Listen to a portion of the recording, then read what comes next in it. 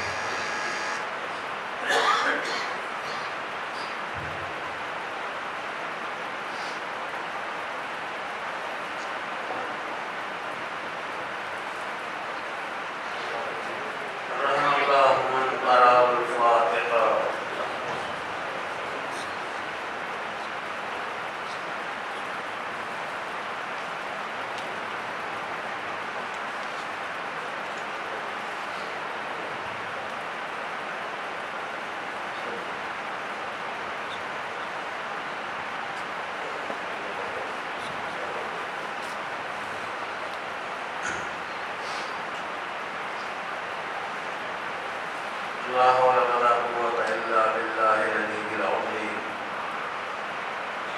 أعوذ بالله من الشيطان اللعين اللعين الرجيم.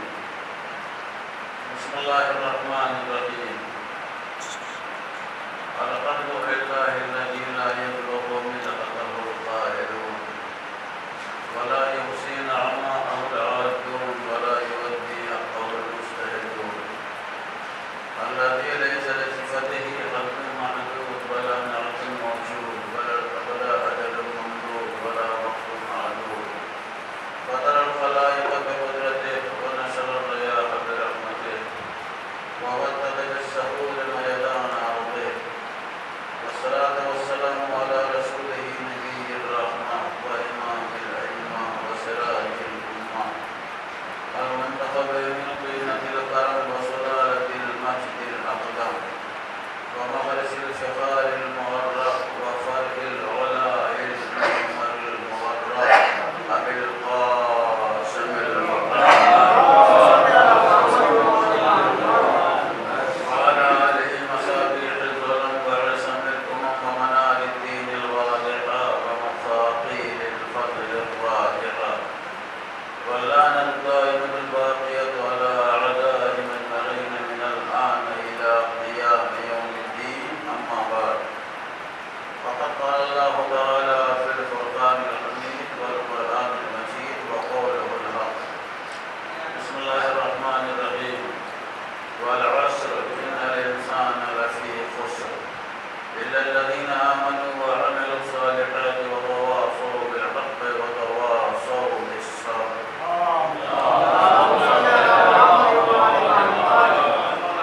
آخرہ سے التماس ایک مرتبہ سورہ اور 3 مرتبہ سورہ توحید کی تلاوت سنا کر سید ابن مصطفیٰ دہلی ابن سید بختیار حسین دہلی کے روح کو اظہار ثواب فرمایا.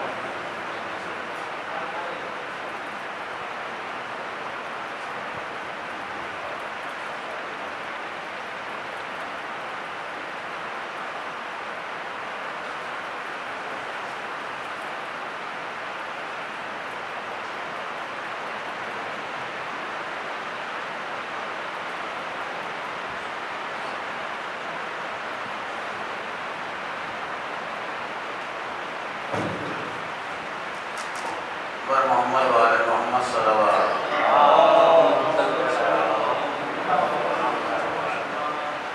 کوئی آپ سامنے سننے والا نہیں.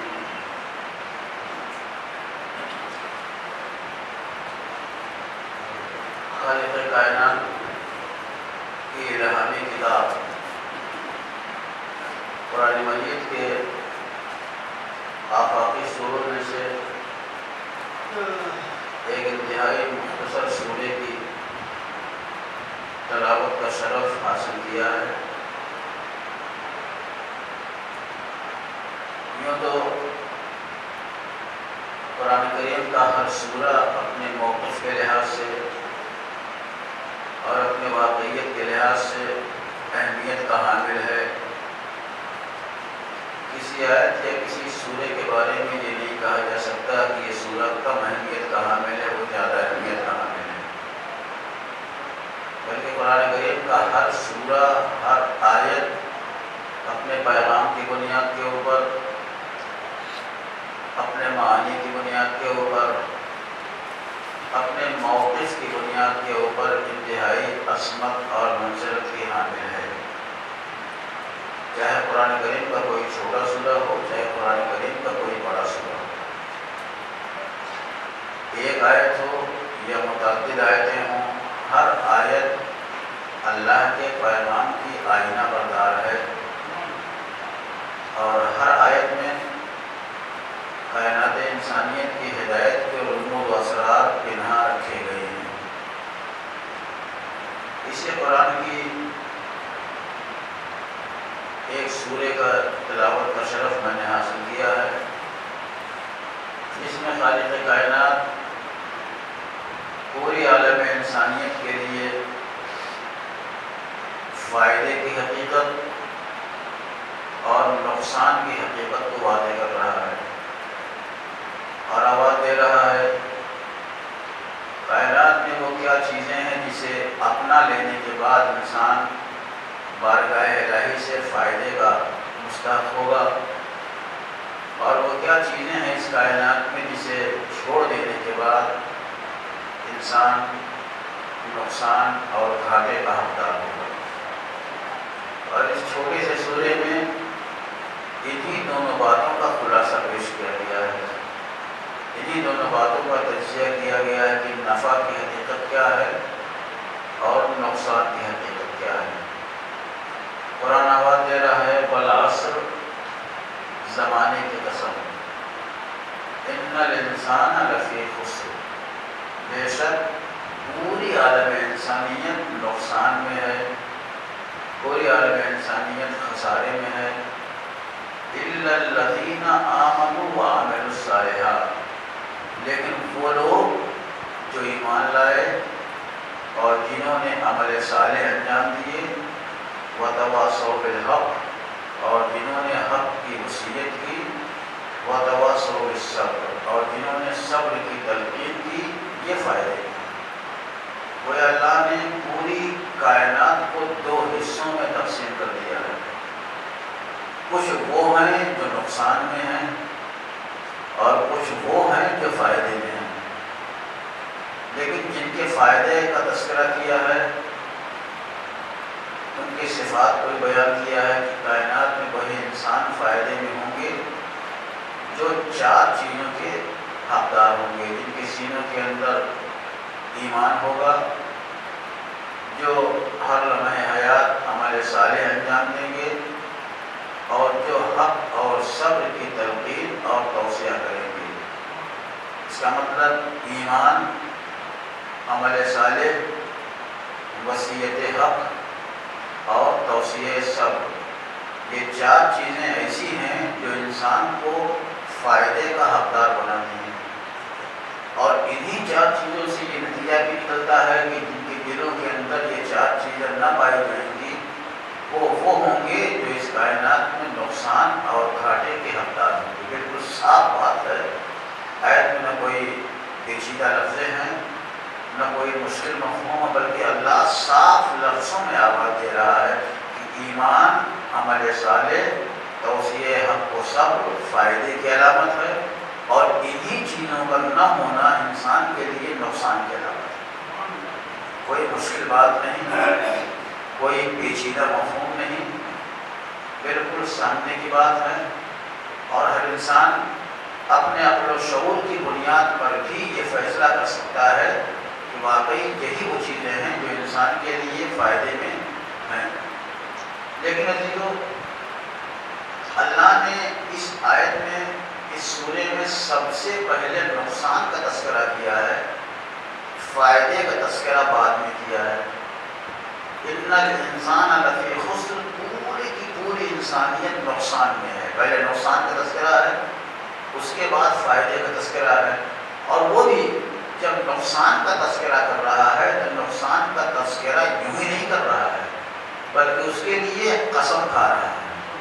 اس کا مطلب اس کی نگاہ میں انسانوں کے نقصان کا تذکرہ اتنی اہمیت کا حامل ہے کہ اللہ جب اس کا تذکرہ کرتا ہے تو یوں ہی عام لفظوں میں نہیں کرتا، بلکہ نقصان کے تذکرے کے لیے پہلے قسم کھاتا ہے، اور کسی عام شے کی قسم نہیں کھاتا، قسم کھاتا ہے والعصر، زمانے کی قسم۔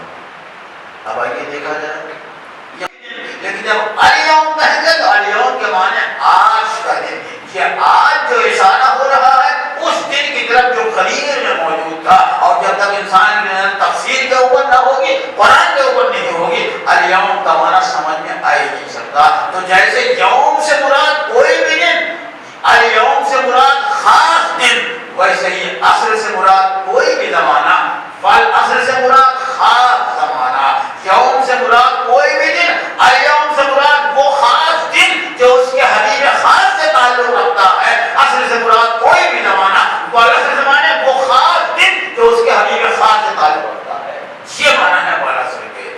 والعصر زمانے کی قسم نہیں بلکہ زمانے خاص کی قسم۔ اب آپ غور کیجیے، آخر وہ کون سی بات ہے جس کی عظمت کو ثابت کرنے کے لیے اللہ زمانے خاص کی قسم کھا رہا ہے؟ کوئی بات اہم ہو کہ جبھی تو زمانے خاص کی قسم کھائی جا رہی ہے. وہ خاص بات کیا ہے جس کے لیے اللہ قسم کھا رہا ہے زمانے خاص کی؟ وہ خاص بات ہے انسانیت کا خسارہ.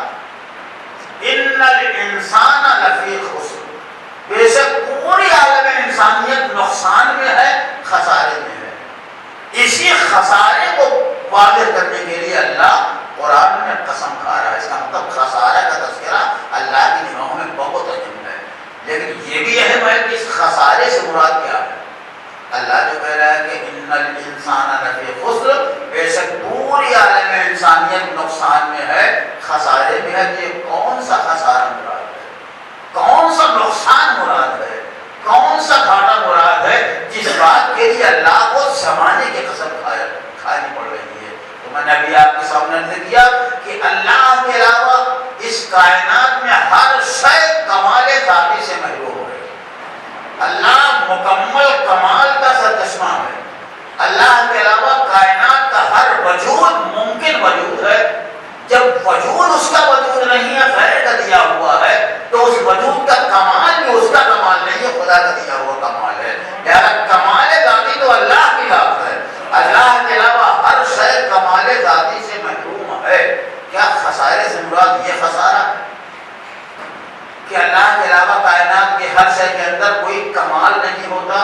کیا خسارے سے مراد اللہ یہ چاہتا ہے کہ ہر انسان ممکن ہے جو امکانی نقص ہے؟ کیا اس گھاٹے سے مراد یہ گھاٹا ہے؟ اگر یہ گھاٹا ہوتا تو کبھی بھی انسانوں کو الگ کرنے کی ضرورت نہیں تھی. لیکن تمام کے تمام انسان گھاٹے میں سوائے ان کے جو ایمان لائے. کیوں؟ اس لیے کہ حیوان ہے اس کائنات میں، وہ بھی ممکن ہے، اس لیے خسارے میں ہے. جمادات ہیں، وہ بھی ممکن ہے، وہ بھی کمال ذاتی نہیں ان کے یہاں، لہذا وہ نقصان میں ہے. تو یہ طے ہوا کہ خسارے سے مراد یہ خسارہ ہے ہی نہیں جو کائنات کی ہر شے میں پایا جاتا ہے. خسارے سے مراد یہ خسارہ ممکن نہیں.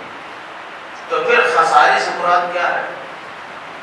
ہم نے جب اس لفظ کو غور کیا اور اس لفظ کے طریقے استعمال کو دیکھا تو اصل میں لفظ خسارہ یہ تجارت کی ایک اصطلاح ہے. اور خالق کائنات نے قرآن میں تجارت کی بہت تعریف کی ہے. اچھے لفظوں سے تجارت کا تذکرہ کیا ہے. تو ان الانسان لفی خسر، یہ خسر جو ہے جس کے معنی خسارے کے ہیں، نقصان کے ہیں، یہ تجارت میں صرف ہونے والی ایک اصطلاح ہے. خالق کائنات قرآن میں آواز دیتا ہے یا ایھا الذین آمنوا هل ادلکم علی تجارۃ تنجیکم من عذاب علیم. اے صاحبان ایمان، کیا میں تمہاری رہنمائی کروں ایک ایسی تجارت کی طرف جو تمہیں دردناک عذاب سے بچا لے؟ اس کا مطلب ہے کہ اللہ عام انسانوں سے خطاب نہیں کر رہا ہے، صاحبان ایمان سے خطاب کر رہا ہے. جو قوم بیکار رہنے کی عادی ہے، اللہ اسے مرکز تخاطب نہیں بناتا، بلکہ جو قوم ایمان کے جام سے لبریز ہے اسے مرکز تخاطب بنا رہا ہے. تو اصل بات کیا ہے کہ خسارہ تجارت کی ایک اصطلاح ہے. تجارت میں کیا ہوتا ہے آپ مجھ سے بہتر جانتے ہیں. جب انسان تجارت کا آغاز کرتا ہے تو تجارت کے آغاز کے لیے اصل سرمایہ کا وجود ہونا چاہیے. اگر اصل سرمایہ نہ ہو تو تجارت ہو ہی نہیں سکتی. اس اصل سرمایہ میں کبھی ایک انسان نے تجارت کا آغاز کیا اصل سرمایہ سے، بہت ممکن ہے کہ سرمایہ سے بڑھ بھی جائے اور بہت ممکن ہے اصل سرمایہ سے گھٹ بھی جائے، اور یہ بھی ممکن ہے کہ نقصان میں پورا سرمایہ ہی ختم ہو جائے. تجارت میں ہی تو ہوتا ہے، انسان نے جو رقم لگائی ممکن ہے کہ اس رقم سے دوگنا رقم حاصل ہو جائے، اور یہ بھی ممکن ہے کہ جو رقم تجارت میں صرف کی گئی ہے اس سے کم فائدہ ہو، اور یہ بھی ممکن ہے کہ اصل سرمایہ ہی ختم ہو جائے. سب چیزیں تجارت میں ممکن ہے. یہ خسر یا خسارہ تجارت کی ایک لفظ ہے. مثال کے طور پہ ہم نے 1000 روپئے سے تجارت کا آغاز کیا، تو یہ جو 1000 روپیہ ہے اس کو کہیں گے اصل سرمایہ. اسی کو پونجی بھی کہتے ہیں اور اسی کو راس المال بھی کہا جاتا ہے. لیکن 1000 روپئے سے تجارت کے آغاز کرنے کے بعد اگر 1200 روپیہ ہو گیا تو جو 200 روپے کا اضافہ ہوا ہے اسے کہا جاتا ہے فائدہ. اور قرآن میں بھی اس کا تذکرہ ہے فما ربحت تجارتہم،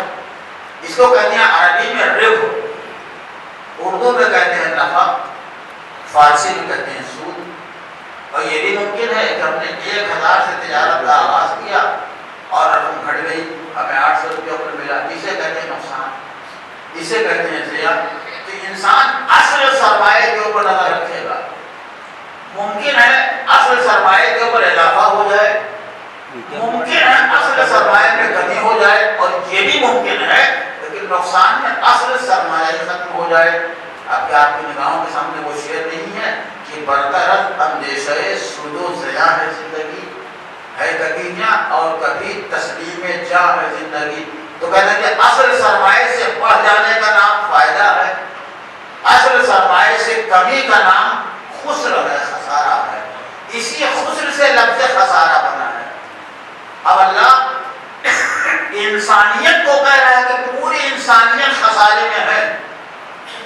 اللہ جانوروں کو نہیں کہہ رہا کہ جانور خسارے میں ہیں، اللہ نے فرشتوں سے نہیں کہا فرشتے نقصان میں ہیں، اللہ نے جمادات سے نہیں کہا کہ جمادات نقصان میں ہیں، اللہ نے نباتات سے نہیں کہا کہ نباتات نقصان، بلکہ نقصان کس کے لیے کہا گیا ہے؟ انسان کے لیے کہا گیا ہے۔ اگر جملہ کہوں، انسان کے علاوہ اس کائنات میں جتنی بھی چیزیں ہیں وہ یا تو اتنی پست ہیں کہ اس سے آگے نہیں بڑھ سکتی، یا اتنی بلند ہیں کہ اس سے نیچے نہیں آ سکتی۔ کائنات کی تمام چیزیں انہی دو اصول کے اوپر کار فرما ہے۔ انسان کے علاوہ جتنی بھی چیزیں اس کائنات میں پائی جاتی ہیں وہ یا تو اتنی نیچے ہیں کہ کبھی اونچی نہیں ہو سکتی، یا اتنی بلند ہیں کہ کبھی پست نہیں ہو سکتی۔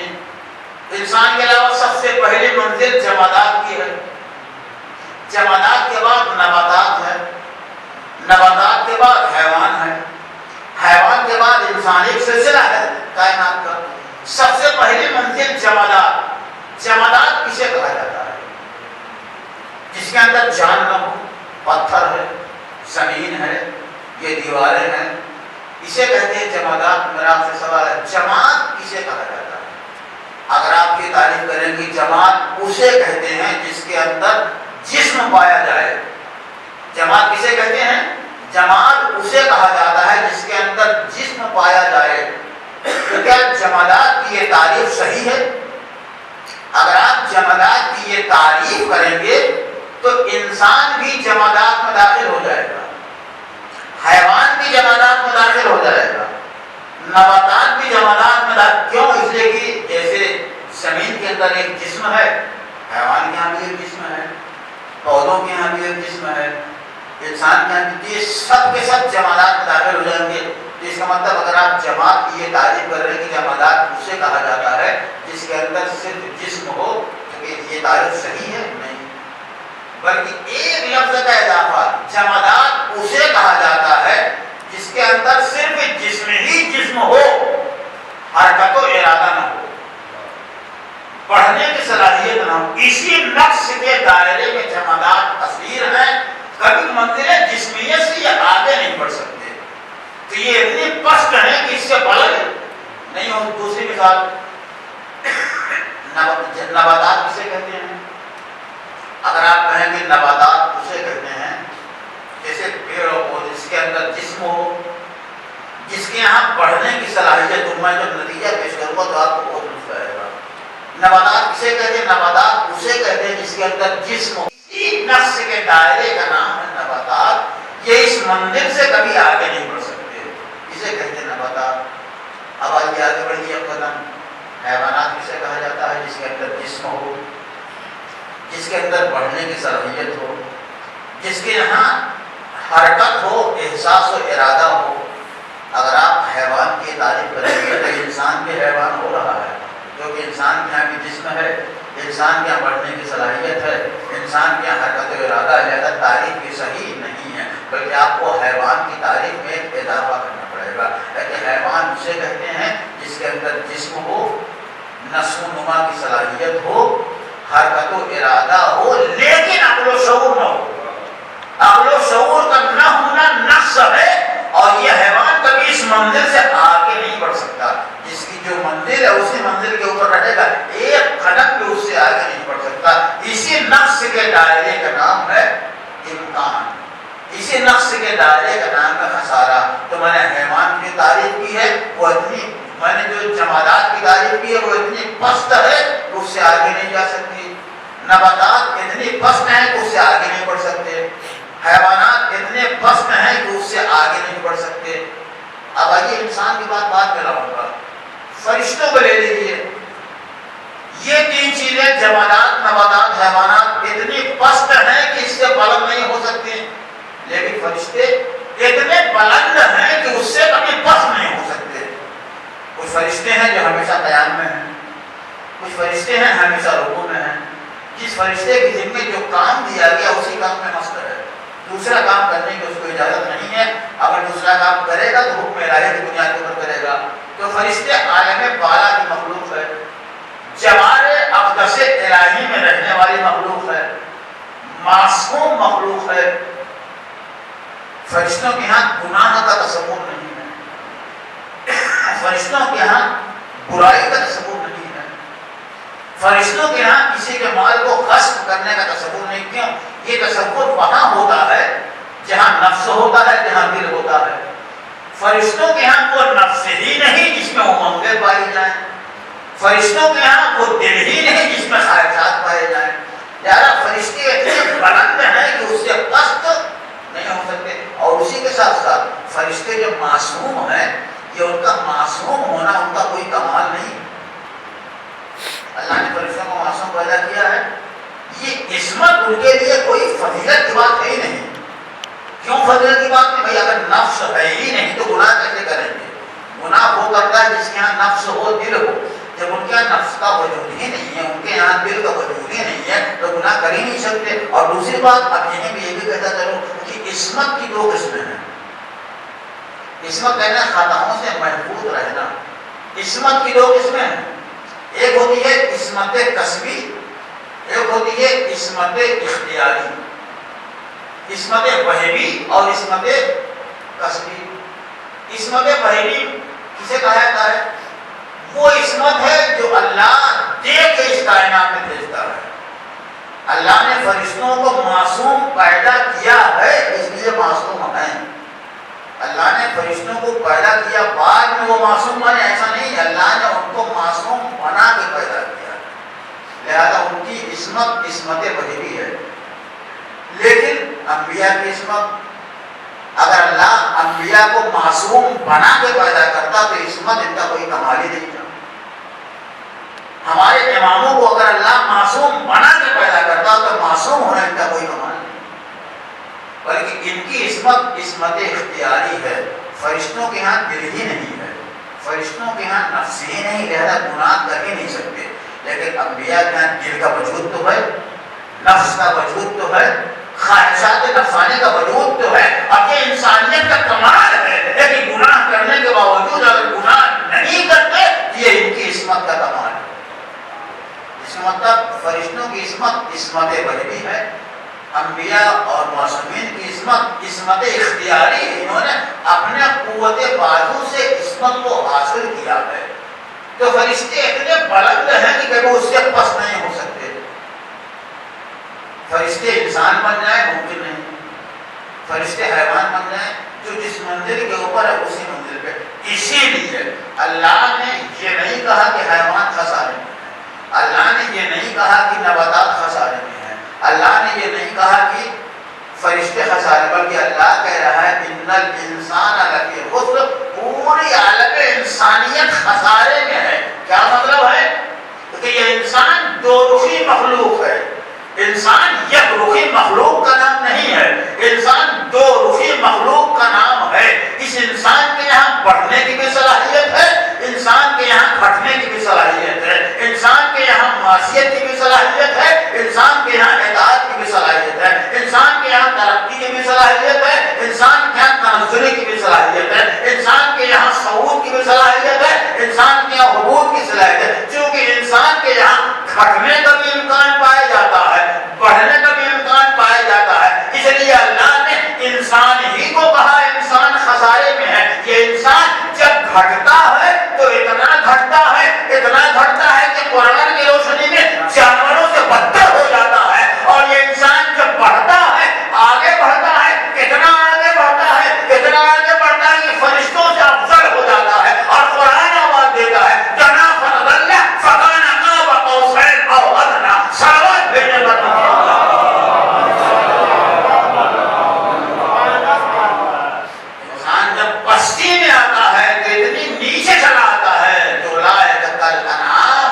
بل هم اضل سبیلا، یہ جب گھٹتا ہے تو اتنا گھٹتا ہے کہ جانوروں سے بھی گیا گزرا ہو جاتا ہے، اور جب بڑھتا ہے تو اتنی آگے بڑھتا ہے، اتنی آگے بڑھتا ہے کہ فرشتہ بھی ایک مقام کے اوپر ٹھہر جاتا ہے اور بندہ اس سے آگے بڑھ جاتا ہے۔ قدرت کی آواز آتی ہے تنا فتدلی فکان قاب قوسین او ادنی۔ یہ انسانیت کا کمال ہے کہ اسے قرب الہی حاصل ہو جاتا ہے۔ قرآن آواز دیتا ہے تنا فتدلی فکان قاب قوسین او ادنی، اور قریب آ جا، اور قریب آ جا، اتنا قریب آ جا کہ دو کمانوں کا فاصلہ باقی رہے۔ یہ خالق کائنات فقط دو کمان کا فاصلہ کہہ کے ٹھہر نہیں جاتا، بلکہ کہتا ہے دو کمانوں کا فاصلہ یا اس سے بھی کم۔ اگر اللہ دو کمانوں کا فاصلہ کہہ کے ٹھہر جاتا تو اللہ کے محبوب کی رفت کے اوپر حد قائم ہو جاتی، اور اللہ بتانا چاہتا ہے جیسے میری رفت لامحدود ہے ویسے ہی محمد عربی کی رفت بھی لامحدود ہے، اور میں قوسین پہ رک کے محمد کی رفت کو محدود نہیں کرنا چاہتا۔ لیکن اس کے بعد کیا آواز دیتا ہے دو کمانوں کا فاصلہ یا اس سے بھی کم۔ اب کتنا فاصلہ کم تھا قرآن نے اس کی وضاحت نہیں کی ہے، اب انسان خود فیصلہ کرے۔ اب انسان کی عقل و شعور میں، انسان کی فکر و فراست میں، انسان کے مزاج میں قرب الہی کا جتنا تصور ممکن ہو سکتا ہے اب وہ بندے میں اور اللہ میں اتنا قرب کا تصور فرض کرتا جائے، لیکن یہ خیال ہے کہ خدا خدا رہے بندہ بندہ رہے، بندہ خدا نہ ہونے پائے خدا بندہ نہ ہونے پائے، اتنا فاصلہ بہرحال ہے کہ وہ خدا اپنے مقام کے اوپر خدا رہے، بندہ اپنے مقام کے اوپر بندہ رہے۔ تو یہ انسانیت کا کمال ہے کہ جب وہ گھٹتا ہے تو جانور سے بدتر ہوتا ہے، اور جب بڑھتا ہے تو اسے قرب الہی حاصل ہو جاتا ہے۔ ایک سلامت بھیجنے والا، اسی لیے خالق کائنات نے کہا چونکہ انسان کے یہاں گھٹنے کا بھی امکان ہے، انسان کے یہاں بڑھنے کا بھی امکان ہے۔ یہ انسان جب پستیوں میں آتا ہے، انسان جب زمین کی تہوں تک پہنچنا چاہتا ہے تو اتنا پہنچتا ہے کہ جانور اس سے بلند ہو جاتا ہے، اور یہی انسان جب بلندیوں پہ جاتا ہے تو اتنا بلند ہوتا ہے، اتنا آگے جاتا ہے کہ معصوم فرشتہ پیچھے رہ جاتا ہے، اور انسان کی منزل معصوم فرشتے سے آگے ہو جاتی ہے۔ اب مجھے کہنے کا حق ہے کہ عصمت کی دو قسمیں ہیں، ایک عصمت وحیدی ہے، اللہ نے فرشتوں کو معصوم بنا کے پیدا کیا ہے، لیکن یہ بندے جن کا میں نے تذکرہ کیا ہے انہوں نے المعصوم ہو کے پیدائش نہیں دی ہے، اللہ نے ان کو معصوم بنا کے پیدا نہیں کیا ہے۔ لہذا مجھے کہنے کا حق ہے کہ وہ ملک عصمت جو فرشتوں کے لیے اللہ کی عطا تھی وہ ان انبیاء اور اولیاء کے لیے قوت بازو سے فتح کیا ہوا سمایا۔ لہذا اب انسان کو سمجھ میں آتا ہے کہ ان کی عصمت کیا ہے، ان کے کمال کی بلندی کیا ہے۔ اسی لیے اللہ انسان کے لیے آواز دیتا ہے، زمانے کی قسم کھا کے کہ پوری انسانیت نقصان میں ہے لیکن جمادات نقصان میں نہیں ہے، اسی کیفیت میں آخر تک رہیں گے، اس سے آگے نہیں بڑھ سکتے۔ حیوانات جس منزل میں ہیں اسی کیفیت پہ رہیں گے، اس سے آگے نہیں بڑھ سکتے، لیکن یہ انسان ہے، اس کے یہاں آگے بڑھنے کا بھی امکان ہے، اس کے یہاں پیچھے بڑھنے کا بھی امکان ہے۔ اسی لیے اللہ نے کہا انسان خسارے میں ہے۔ اب یہی سے سمجھ میں آ گیا کہ پوری عالم انسانیت دو حصوں میں منقسم ہے، ایک وہ ہیں جو نقصان میں ہے اور ایک وہ ہیں جو گھاٹے فائدے میں ہیں۔ عزیزو والعصر ان الانسان لفی خسر الا الذین آمنوا، اللہ نے انسانیت کے خسارے کے تذکرے کے بعد ایک لفظ الا کا تذکرہ کیا ہے۔ الا کا مفہوم کیا ہے؟ آپ اسے بہتر جانتے ہیں کہ اللہ جب کسی عام حکم سے کسی کو نکالتا ہے تو اس کے لیے لفظ الا کا لفظ لایا جاتا ہے۔ الا کو ہماری اردو زبان میں سوائے بھی کیا جاتا ہے یا علاوہ کا اس کا ترجمہ کیا جاتا ہے، لیکن آئیے قرآن میں دیکھا جائے اس الا کی حقیقت کیا ہے اور الا کا کارنامہ کیا ہے۔ عربی قانون و اصول کی بنیاد کے اوپر الا جب کسی جملے کے اوپر داخل ہوتا ہے تو نفی و اثبات کی ضمیر میں انقلاب پیدا کر دیتا ہے۔ مثلا اگر اللہ کے پہلے نہیں کا حکم ہے تو اللہ کے بعد ہاں کا حکم ہو جائے گا، اگر اللہ کے پہلے ہاں کا حکم ہے تو اللہ کے بعد نہیں کا حکم ہو جائے گا۔ ہماری دین کی سب سے پہلی منزل لا الہ الا اللہ، کوئی خدا نہیں ہے الا اللہ سوائے اللہ کے، یعنی ہمارے دین کا آغاز ہی انکار سے ہوتا ہے۔ انسان کا ایمان اس وقت تک مکمل ہو ہی نہیں سکتا جب اقرار سے پہلے باطل خداؤں کی خدائی سے انکار کا جذبہ نہ پائے گا۔ اگر یہ آیت لا الہ کے اوپر ختم ہو جاتی تو یہ دہریوں کا کلمہ ہوتا، کمیونسٹوں کا کلمہ ہوتا، مادہ پرستوں کا کلمہ ہوتا، 7 سمندر پار رہنے والے افراد کا کلمہ ہوتا، لیکن نہیں، یہ آیت اسی پہ ختم نہیں ہوتی بلکہ ایک لفظ الا اللہ، کوئی خدا نہیں ہے الا اللہ، اگر کوئی خدا ہے تو وہ اللہ کی ذات ہے۔ تو آپ اس لا الہ الا اللہ کے نہج کو دیکھیے، پہلے نفی ہے کوئی خدا نہیں ہے الا اللہ، بعد میں ثبوت ہاں خدا ہے، پہلے نہیں کا حکم ہے، بعد میں خدا، بعد میں ثبوت کا حکم ہے۔ دوسری آیت پیش کرتا ہوں، فما ارسلناک الا رحمتا للعالمین، میں نے آپ کو بھیجا ہی نہیں سوائے عالمین کے لیے رحمت بنا کر۔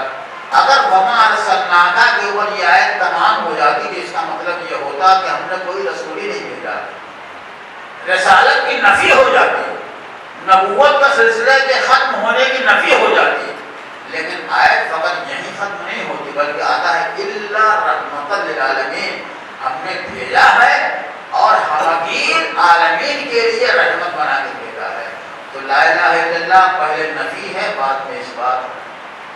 وما ارسلناک الا رحمتا للعالمین پہلے نفی ہے، بعد میں اس بات ہے۔ تیسری آیت پیش کرتا ہوں، قل لا اسألکم علیہ اجرا الا المودۃ فی القربى، اے رسول کہے جب میں تم سے اجر رسالت نہیں چاہتا سوائے قربا کی محبت کے۔ اگر یہ آیت یہاں کے اوپر ختم ہو جاتی لا اسألکم علیہ اجرا تو کیا مطلب اجر رسالت کی نفی ہو جاتی، یعنی رسول کوئی رسالت کا اجر چاہتے ہی نہیں، لیکن آیت یہاں کے اوپر تمام نہیں ہوتی بلکہ آیت کا سلسلہ آگے بڑھتا ہے اور آیت آواز دیتی ہمیں اجر رسالت چاہیے، اور وہ کیا ہے رسالت؟ اقربا کی محبت۔ تو یہاں بھی پہلے نفی ہے، بعد میں اس بات ہے۔ آپ تینوں آیتوں کے لہجے کو دیکھیے، تینوں آیتوں کے انداز کو دیکھیے، تینوں آیتوں کے پیمانے کو دیکھیے، تینوں آیتوں کے معیار کو دیکھیے، تینوں آیتوں کی نزاکتوں کو دیکھیے۔ لا الہ الا اللہ پہلے نفی ہے، بعد میں اس بات ہے۔ وما ارسلناک الا رحمۃ للعالمین پہلے نفی ہے، بعد میں اس بات ہے۔ قل لا اسألکم علیہ اجرا الا المودۃ فی القربى پہلے نفی ہے، بعد میں اس بات ہے۔ یا میں لفظوں کو بدل کے یوں آواز دوں، لا الہ الا اللہ کلمہ توحید ہے، وما ارسلناک الا رحمۃ للعالمین کلمہ رسالت ہے، اور قل لا اسألکم علیہ اجرا الا المودۃ فی القربى کلمہ ولایت ہے۔ تو آپ غور کیجیے، یہ میں نے تینوں آیتیں پیش کی ہیں آپ کو، ان تینوں آیتوں میں پہلے نفی کا حکم ہے، پہلے نہیں ہے، اللہ کے بعد ہاں ہے، لیکن جس سورے کو میں نے عنوان بیان قرار دیا ہے اس کا نہج بدلا ہے۔ اس سورے میں پہلے اس بات ہے، بعد میں نفی ہے۔ لا الہ الا اللہ پہلے نفی، بعد میں اس بات۔ وما ارسلناک کا پہلے نفی، بعد میں اس بات۔ قل لا اسألکم علیہ اجرا پہلے نفی، بعد میں اس بات۔ لیکن جس سورے کو میں نے عنوان کلام قرار دیا ہے والعصر ان الانسان لفی خسر الا الذین آمنوا، تو یہاں اللہ کے پہلے اس بات ہے، اللہ کے بعد نفی ہے۔ جب اللہ کا ایک اصول ہے کہ پہلے نفی کا تذکرہ کرتا ہے، بعد میں اس بات کا کرتا ہے، لیکن اس آیت میں اس نے لہجہ بدل دیا، اس آیت میں اس نے طریقہ ہی تبدیل کر دیا۔ پہلے اس بات کا حکم ہے اور اس نے کہا کہ پوری کی پوری انسانیت نقصان میں ہے، اللہ جیسے ہی اللہ آئے گا فوراً ہمارے ذہن کے اندر یہ خیال پیدا ہوگا کہ کچھ ایسے ہیں جو نقصان میں نہیں ہے، جس مطلب پہلے اس بات کا حکم ہے، بعد میں نفی کا حکم ہے۔ یہیں سے ایک اصول ملا، کیا جب بھی کسی جملے کے اوپر لفظ اللہ داخل ہوتا ہے تو نتیجہ پورے جملے سے نکالا جاتا ہے، نتیجہ آدھے جملے سے نہیں نکالا جائے گا. اگر نتیجہ آدھے جملے سے نکالا جائے گا تو ضلالت ہے, گمراہی ہے, اور اگر نتیجہ پورے جملے سے نکالا جائے تو ایمان ہے, ہدایت ہے. اور یہیں سے یہ بات بھی ثابت ہو جاتی ہے کہ پوری عالم انسانیت دو حصوں میں منقسم ہو گئی ہے. کچھ وہ ہیں جو ہدایت یافتہ ہیں, کچھ وہ ہیں جو ہدایت یافتہ نہیں ہیں, کچھ وہ ہیں جو نقصان میں ہیں, کچھ وہ ہیں جو خسارے میں ہیں. ہم نے جب اس لفظ کے اوپر غور کیا تو بالکل اللہ نے عام اصول کی بنیاد کے اوپر یہ بات کہی ہے کہ جو چیز سب کے لیے ہوتی ہے اسے بطور عموم کہا جاتا ہے, اور جو چیز کم لوگوں کے لیے ہوتی ہے اس کا استثناء کیا جاتا ہے. تو اللہ نے کیا کہا کہ تمام کے تمام انسان گھاٹے میں ہیں سوائے ایمانداروں کے, سوائے عمل صالح کرنے والوں کے. اگر اللہ چاہتا تو اسی بات کو دوسرے انداز سے کہہ دے گا. مثلا اگر مجھے کسی مقام کے اوپر جانا ہو اور اس مقام پہ جانے کے دو راستے ہوں, تو چاہے اس راستے سے جاؤ جب بھی ایک بات ہے, اس راستے سے جاؤ تو بھی ایک بات ہے. لیکن اللہ یہاں پہلے خسارے کا تذکرہ کر رہا ہے, بعد میں فائدے کا تذکرہ کر رہا ہے. پہلے اس نے کیا کہا کہ تمام کے تمام انسان نقصان میں ہیں سوائے ایمان والوں کے اور عمل صالح کرنے والوں کے. اگر اللہ چاہتا تو اس کو یوں بھی کہہ سکتا تھا کہ تمام کے تمام انسان فائدے میں ہیں سوائے بے ایمانوں کے اور بدعمل انسانوں کے. بات ایک ہی ہوتی. چاہے اللہ فائدے کا تذکرہ پہلے کرتا, نقصان کا تذکرہ بعد میں کرتا, یا نقصان کا تذکرہ پہلے کرتا, فائدے کا تذکرہ بعد میں کرتا, بات ایک ہی ہے. اللہ نے یہ کہا کہ پورے کی پورے انسان نقصان میں ہے سوائے ایمانداروں کے, عمل صالح کرنے والوں کے. اگر اللہ یہ چاہتا تو یوں بھی تو کہہ سکتا تھا کہ پورے کے پورے انسان فائدے میں ہے سوائے بے ایمانوں کے اور بد عمل کرنے والوں کے. مگر کیا کیجیے گا, اللہ نے پہلے فائدے کا تذکرہ نہیں کیا ہے, پہلے نقصان کا تذکرہ کیا ہے. اب اگر اللہ پہلے فائدے کا تذکرہ کرتا تو قباحت کیا تھی, خرابی کیا تھی. اگر اللہ پہلے فائدے کا تذکرہ کرتا, اللہ یہ کہتا کہ پورے کے پورے انسان فائدے میں ہیں, تو یہ جملہ ہوتا بشارت. انسان کو جیسے ہی اپنے فائدے کی خبر ملتی اس کا مزاج کھل جاتا, اس کی طبیعت بالیدہ ہو جاتی, اس کا دل خوش ہو جاتا.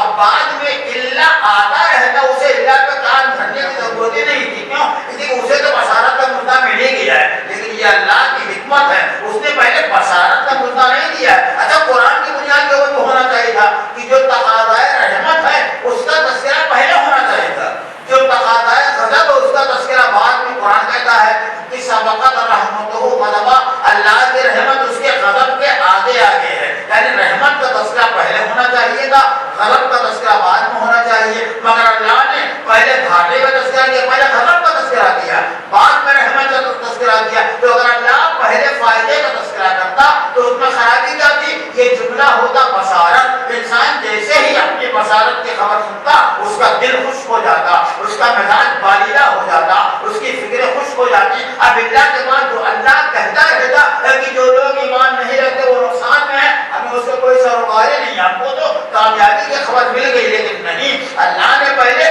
گھاٹے ہونے کی خبر دی ہے. تو جیسے ہی عالم انسانیت کو یہ خبر ملی کہ پورے انسان کا مزاج بجھ جاتا ہے, طبیعت افسردہ ہو جاتی ہے. اب ہر انسان کو تلاش ہے آخر ہے کون جو فائدے میں. لیکن جیسے ہی الا الذین آمنوا آ گیا تو جو طبیعت بجھ گئی تھی وہ ایک بارگی دور ہو گئی, دل کے اندر شعور پیدا ہو گیا. کیونکہ جو شعور خمی کے بعد حاصل ہوتا ہے وہ شعور پائیدار ہوتا ہے, ابدی ہوتا ہے, انسانیت کے کردار کا رہنما ہوا کرتا ہے. ایک سالہ ملنے والا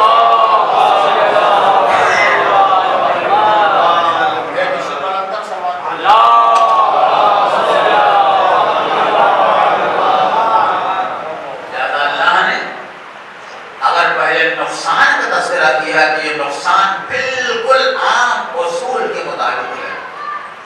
اور وہ اصول کیا ہے؟ جو چیز اکثریت کے لیے ہوتی ہے اسے بطور عموم کہا جاتا ہے, اور جو چیز کم لوگوں کے لیے ہوتی ہے اس کا استثناء کیا جاتا ہے.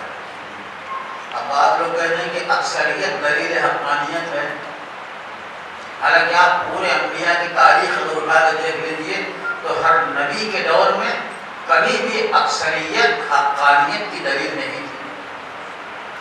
چاہے نوح کا زمانہ دیکھیے, آدم کے زمانے کو چھوڑ کے نوح کا زمانہ دیکھیے, ابراہیم کا زمانہ دیکھیے، عیسیٰ کا زمانہ دیکھیے، قرآن کہتا ہے ما آمن معه الا قلیل، نوح کے اوپر چند افراد ایمان لائے، 950 سال تبلیغ کی، اتنے انسان مسلمان ہوئے کہ ایک چھوٹی سی کشتی میں آ گئے تھے۔ اس کا مطلب اکثریت ہر دور میں گمراہ رہی، اقلیت ہر دور میں ہدایت یافتہ رہی، لیکن میرا نظریہ اس سے ہٹ کے ہے، نہ اکثریت دلیل حقانیت ہے، نہ اقلیت دلیل حقانیت۔ حق حق ہے، چاہے اس کے ماننے والے کم ہوں، چاہے اس کے ماننے والے زیادہ ہوں۔ یہ اکثریت اور اقلیت تو ہوا کے جھونکوں کی طرح بدلتی رہتی ہے۔ ایک انسان کو الیکشن میں کبھی زیادہ ووٹ مل گیا، جیت گیا، دوبارہ اسی کو کم ووٹ مل گیا، ہار گیا۔ تو اکثریت اور اقلیت حقانیت کی دلیل نہیں ہوا کرتی ہے۔ حق حق ہوتا ہے ہر مقام کے اوپر، چاہے اس کے ماننے والے کم نظر آئے، چاہے اس کے ماننے والے زیادہ نظر آئے۔ ہاں، تاریخ میں سب سے پہلا دور ایسا گزرا ہے جس دور میں اکثریت ہدایت یافتہ تھی، اقلیت گمراہ تھی، اور وہ کون سا دور تھا؟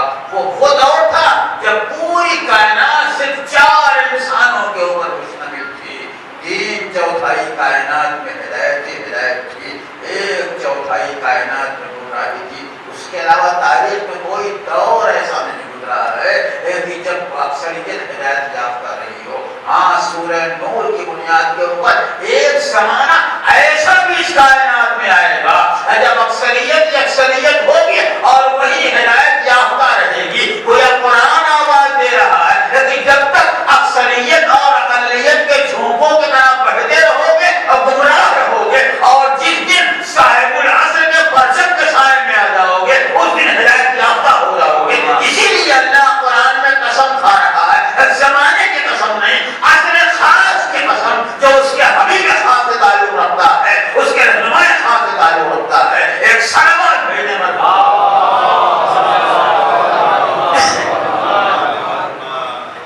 یہ دہشتہ مند اکثریت حقانیت کا پیمانہ ہے، نہ اقلیت حقانیت کا پیمانہ ہے۔ ہر دور میں نظر کیجیے، ممکن ہے حق ہر دور میں حق رہتا ہے، اس کے ماننے والے چاہے کم نظر آئیں، چاہے اس کے ماننے والے زیادہ نظر آئیں۔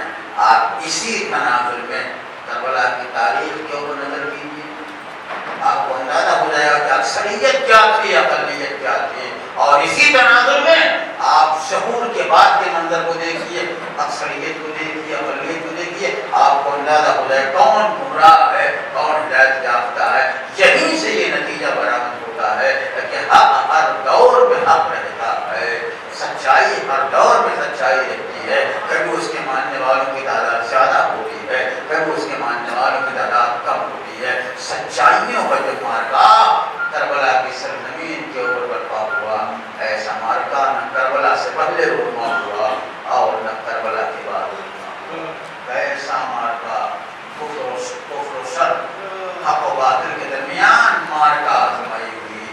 ایک طرف کفر ہی کفر ہے، شر ہی شر ہے، برائیاں ہی برائیاں ہیں۔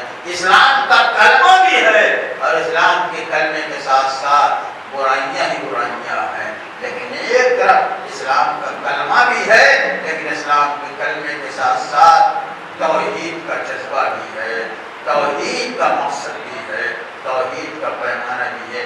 ایک طرف یزید کا لشکر ہے جسے اپنے اسلام کے اوپر فخر ہے، ایک طرف حسین کا لشکر ہے جسے اپنے اسلام کے اوپر فخر ہے، مگر وہ یزید کا لشکر تھا جو کلمہ پڑھنے کے باوجود مسلمانوں کا گلا کاٹ رہا تھا۔ یہ حسین کا لشکر ہے جو اسلام کا کلمہ پڑھنے کے بعد اپنے گلوں کو خنجروں کے نیچے رکھ رہے تھے، اور یہی سے ثابت ہوتا ہے کہ کربلا کی سرزمین کے اوپر کون جیتا، کون ہارا۔ جس نے گلا کاٹا وہ فتح یاب ہوا، یا جس نے گلا کٹایا وہ فتح یاب ہوا۔ اس فتح و جیت کا معیار طے کرنے کے لیے اس زمانے کے اوپر نظر کیجیے۔ جس کا کردار زندہ ہے وہ کل بھی فاتح تھا، آج بھی فاتح ہے اور قیامت تک فاتح رہے گا، لیکن جس کا کردار مردہ ہو گیا ہے، جس کا کوئی نام لینے والا نہیں ہے، وہ کل بھی ہارا ہوا تھا، آج بھی ہارا ہوا ہے اور قیامت تک ہارا ہوا رہے گا۔ اور کیوں نہ ہارا ہوا رہے؟ حسین نے ایک قربانی نہیں دی تھی، حسین نے 2 قربانی کے لیے؟ مقصد اسلام کی حفاظت کے لیے۔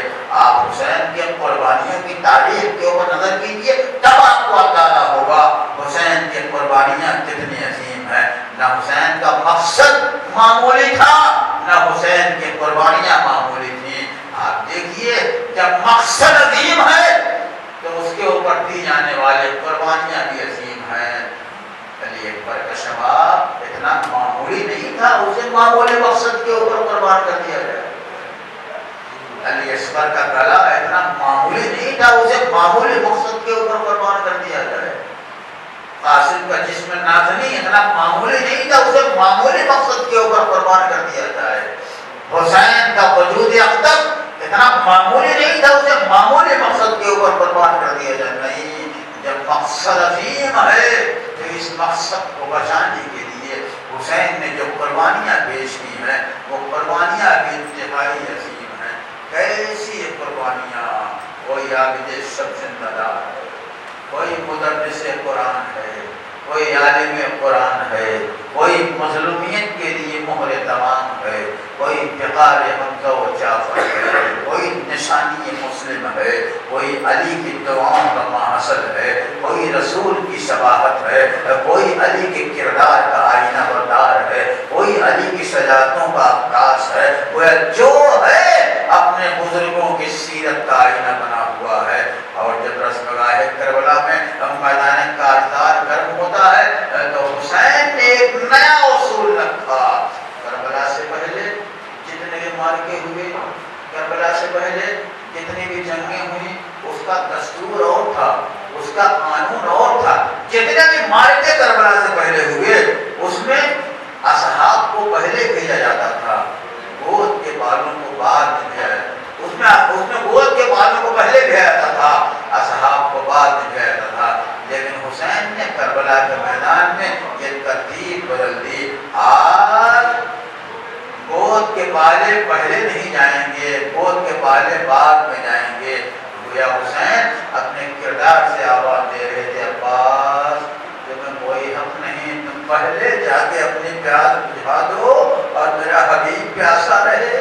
اکبر تم پہلے جا کے جامع کوثر میں سیراب ہو جاؤ، میرا ذوالقرنین پیاسا رہے۔ نہیں، آج اصحاب پہلے جائیں گے، گود کے بالے بعد میں جائیں گے۔ اور یہی ہوا، جب اصحاب اپنی جان کا نذرانہ پیش کر چکے تو گود کے بالوں کی قربانیوں کا آغاز ہوا۔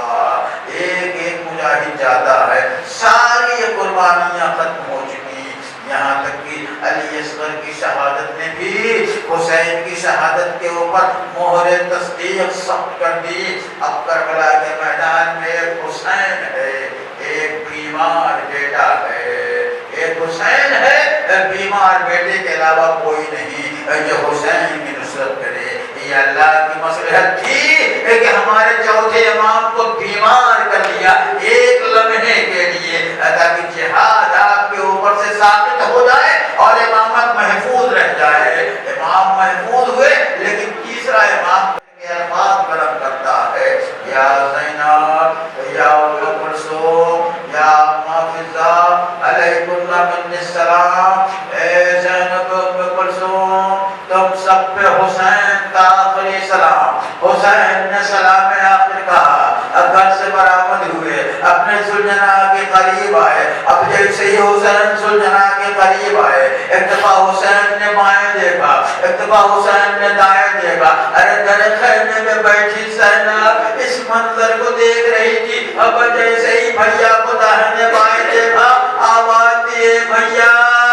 ارے اب وہ عباس نہیں جو بالو تھام کے سوار کراتے تھے، ارے اب وہ اکبر نہیں جو لجام پکڑتے تھے، اب وہ قاسم نہیں جو رکاب تھامتے تھے۔ بلال حسین سوار ہوئے، آواز دی، اے میرے وفادار گھوڑے، میں جانتا ہوں اگر میں پیاسا ہوں تو تو بھی پیاسا ہے، اگر میرے جسم کے اوپر تینوں کے زخم ہے تو تو نے بھی زخم کھائے ہیں، لیکن اے میرے وفادار گھوڑے، یہ میری آخری سواری ہے، اب اس کے بعد تجھے زحمت نہیں دوں گا۔ ارے مجھے میرے مقتل تک پہنچا دے۔ ایک دفعہ ذوالجلال نے اپنے سوار کے چہرے کو دیکھا، اپنے سمو کی طرف اشارہ کیا۔ اب جو حسین نے گھوڑے کے سمو پر نظر کی تو کیا دیکھا؟ 4 برس کی کم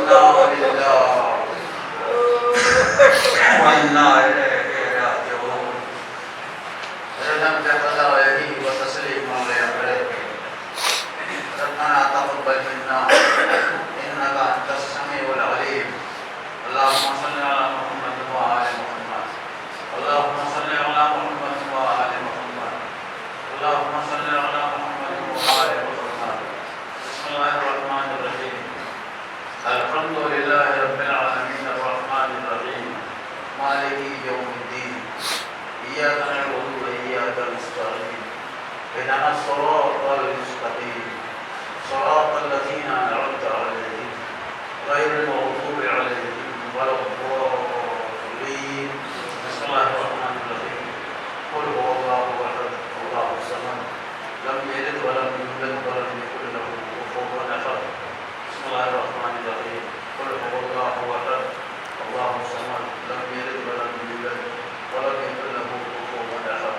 بسم الله الرحمن الرحيم قل هو الله أحد الله الصمد لم يلد ولم يولد ولم يكن له كفوا أحد. اللهم صل على محمد وعلى محمد اللهم صل على محمد وعلى محمد اللهم صل على محمد وعلى محمد. إلهي بحق الزهرة وأبيها وبالها وأبيها والسر المستودع فيها إن سورة سواء اس ذکر ابو باللہ رضا السلام عن انبیاء اولیاء شہداء صالحین معصومین کے ارواح کو ہدیہ کیا اور اس کے عوض میں جو ثواب حاصل ہو اسے میں نے سید ابن مصطفیٰ لیدی ابن سید بختیار حسین لیدی کی روح کو ہدیہ کیا. ربنا تقبل منا انک انت السمیع العلیم. حضرات آج 4 اپریل نماز عشاء کے فوراً بعد اسی مقام کے اوپر محسن بھائی کی اہلیہ مرحومہ کے اشارہ ثواب کے لیے مجلس ہو رہی ہے. مجلس کو مولانا حسن صاحب ادا فرمائیں کہ نماز کے فوراً بعد آپ تمام حضرات سے شرکت گزارش ہے. ماتم حسین.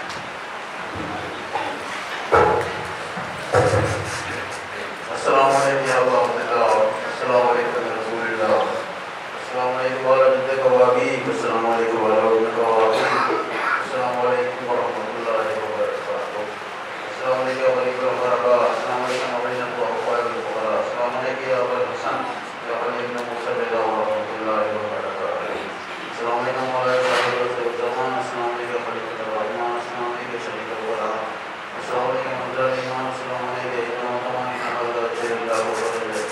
وصلی اللہ محمد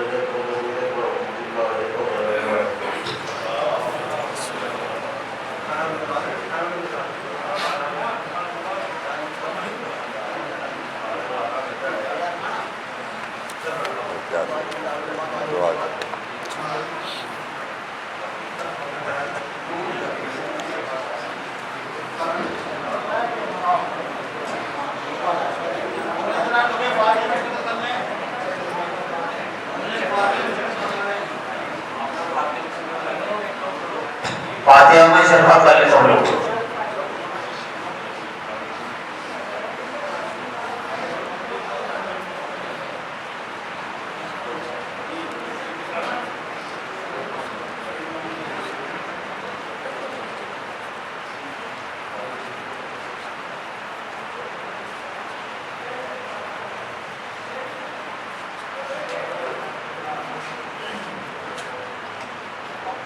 موجودہ حضرات کے لیے نظر کا بھی اہتمام ہے. تشریف رکھیں گے.